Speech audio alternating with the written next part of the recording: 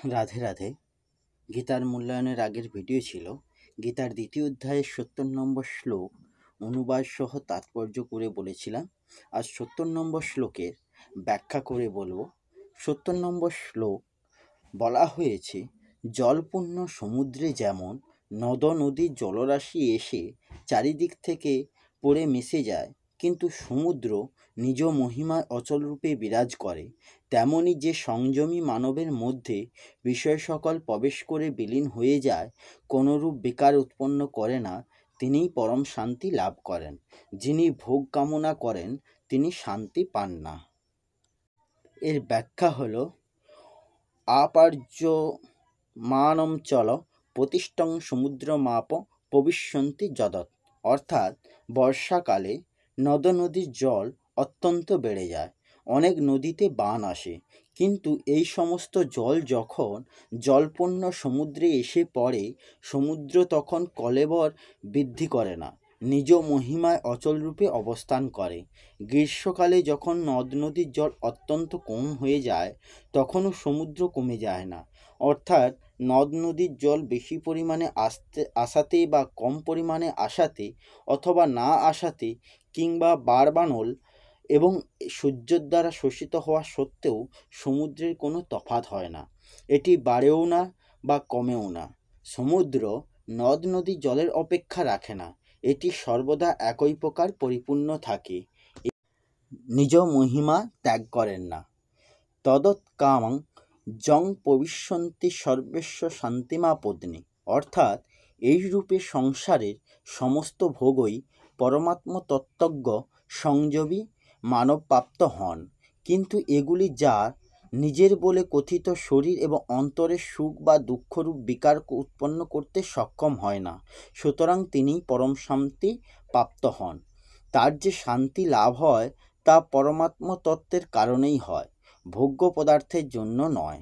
এখানে যে সমুদ্র এবং নদীর জলের দৃষ্টান্ত দেওয়া হয়েছে তা স্থিতপ্রজ্ঞ সংযমী ব্যক্তির বিষয়ে সম্পূর্ণ খাটে না, কারণ সমুদ্র এবং নদীর জলে সাজয়িতা আছে।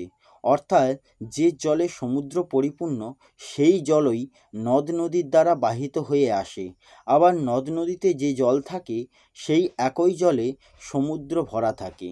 কিন্তু স্থিতপ্রজ্ঞ এবং সাংসারিক ভোগ পদার্থগুলির মধ্যে পার্থক্য বোঝাতে দিন রাত আকাশ পাতালের দৃষ্টান্তও ঠিকমতো উপযুক্ত হয় না, কারণ স্থিতপ্রজ্ঞ ব্যক্তি যে তত্ত্বে স্থিত হন তা হল চেতন তত্ত্ব, নিত্যতত্ত্ব, তা সত্য, অসীম এবং অনন্ত।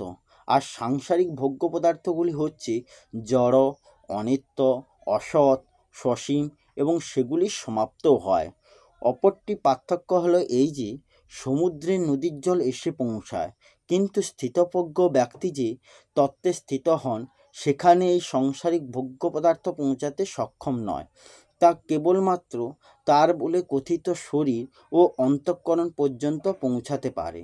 সুতরাং সমুদ্রের দৃষ্টান্ত শুধুমাত্র তার বলেই কথিত শরীর ও অন্তঃকরণের স্থিতি জানবার জন্যই দেওয়া হয়েছে, তার প্রকৃত রূপ জানবার মতো কোনো প্রকৃত দৃষ্টান্ত নেই।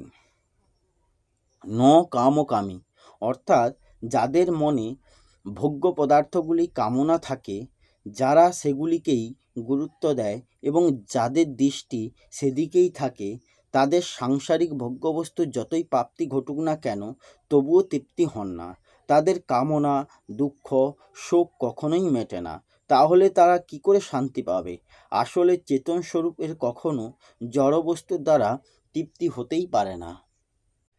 এই শ্লোকের পরিশিষ্টভাবে বলা হয়েছে, নিজ নিজ কামনার জন্যই এই জগৎকে জড়বৎ বলে মনে হয়, বাস্তবে জগৎও চিন্ময় পরমাত্মা। সুতরাং মানুষ যখন কামনা রহিত হয় তখন তার দ্বারা সকল বস্তুই প্রসন্ন হয়। বস্তু প্রসন্ন হওয়ায় ব্যাপারটাই জানা যায় তখনই যখন দেখা যায় সেই নিষ্কাম মহাপুরুষের প্রয়োজনীয় বস্তুগুলি সময় মতো আপনি তার কাছে পৌঁছে যাচ্ছে। তার কাছে গিয়ে সফল হবার জন্যই যেন বস্তুগুলি লালায়িত থাকে, কিন্তু কামনারহিত হওয়ায় বস্তুসমূহ প্রাপ্ত হওয়ায় বা না হওয়ার তার মধ্যে কোনো বিকার উৎপন্ন হয় না। তার দৃষ্টিতে বস্তুসমূহের কোনো গুরুত্বই থাকে না। এর বিপরীত কামনা সম্পন্ন মানুষেরা বস্তুপ্রাপ্ত হোক বা নাই হোক, তাদের মনে সর্বদাই অশান্তি বিরাজ করে। এই হলো গীতার 2য় অধ্যায় 70 নম্বর শ্লোকের ব্যাখ্যাসহ পরিশিষ্ট ভাব। আসবো পরের ভিডিওতে। রাধে রাধে। জয় শ্রীকৃষ্ণ।